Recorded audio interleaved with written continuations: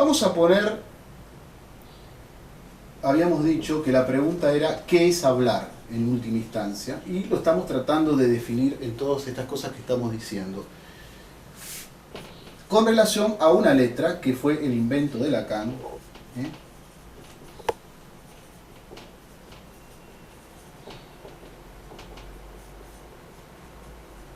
mi único invento. Esta letra habíamos dicho que es la falta misma, el residuo de una operación, de esta operación, lo escribí en otro color.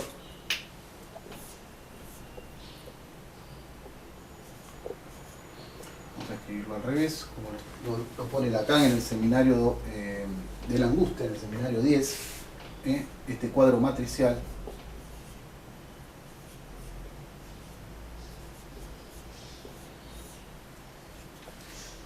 Lo digo rápidamente para los que no están al tanto. Nosotros tenemos un protosujeto, el otro lo va a barrar con la lengua, con su real lenguaje, con su voz, con su pulsión fónica, como diría Lari.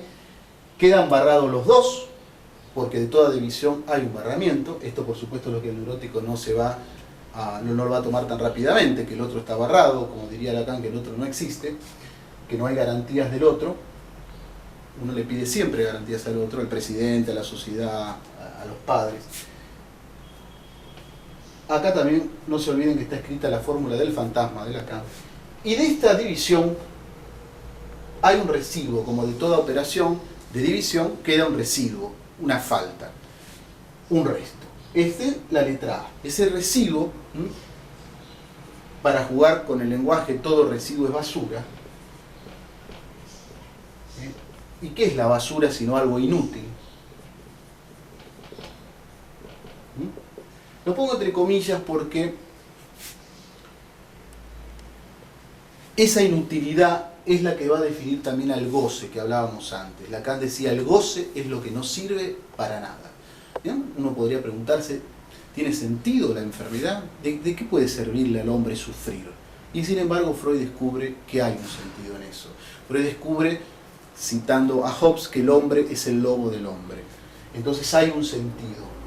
Por eso Isidoro Beck decía, no tengan miedo de poner en la tarjeta de presentación, abajo del nombre de ustedes, especialistas en lo inútil. Y ya estoy dando, a través de la frase de Isidoro Beck, una primera definición de lo que es el psicoanalista, de qué trata el psicoanálisis.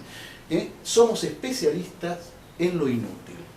No solo en el goce, en algo que, según Lacan, va a constituir la falla epistemosomática, porque la medicina no lo tiene en cuenta, sino en algo en el orden del bla bla bla, de la cuestión que después Lacan lo va a llamar la praxis de la boludez, el elogio de la boludez, la praxis de la tontería. Entonces, ¿por qué es hablar? El sujeto no habla para comunicarse. Existe un goce del hablaje,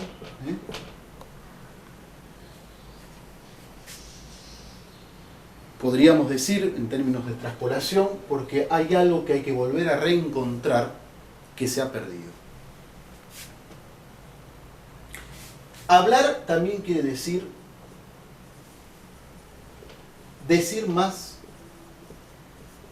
de lo que se dice. Por eso Freud decía, comparando la confesión con el dispositivo analítico, o con el artificio, comparando el cura con el analista, decía que en la confesión la persona dice lo que sabe, pero en el análisis dice más de lo que sabe.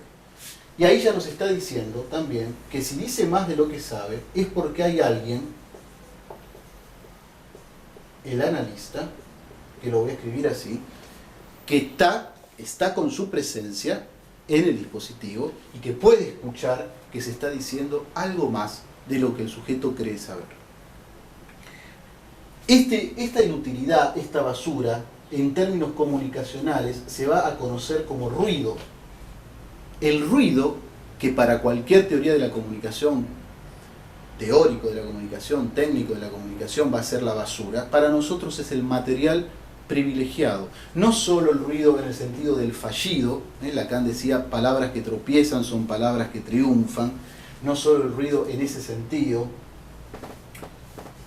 el fallido también decía es el acto más logrado del sujeto, sino en todas las manifestaciones de lo inconsciente, no solo en las 5, sino, como también dice Harari, en toda la polisemia que se da, que puede haber 20, él enumera unas cuantas en un artículo muy interesante, en la cadencia de la voz, en el modo incluso de saludar, en la musicalidad, en muchas cuestiones, en el trastrabillarse que tiene el paciente, en algunos silencios que hace.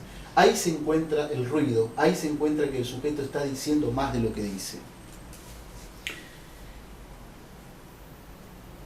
Ahora, la cuestión es el analista, la presencia del analista. Montaigne decía que la palabra es mitad de quien la dice y mitad de quien la escucha. No podemos obviar, ni mucho menos obviar, al analista dentro de lo que es el concepto de lo inconsciente. Ahora vamos rápidamente ahí. El analista lo escribo así por algo en el orden de la demanda, que es anal. El analista también tiene una demanda, y la demanda del analista es una sola: hable. Esto es lo que se le pide al sujeto, al paciente, en principio, no al analizante, porque en principio tenemos un paciente, alguien que incluso, como diría Miller, quiere ser convocado como paciente. Hable, ni siquiera hable de usted, hable, ya se verá de qué. Y esto, generado como oferta, a partir de una demanda, no es poco en las épocas actuales, proponer que el paciente, diciendo lo que diga, se va a llegar a algo en el núcleo de su ser. Cualquier cosa que diga, si hay un analista que lo escuche, va a servir. No va a ser basura, por lo menos para nosotros.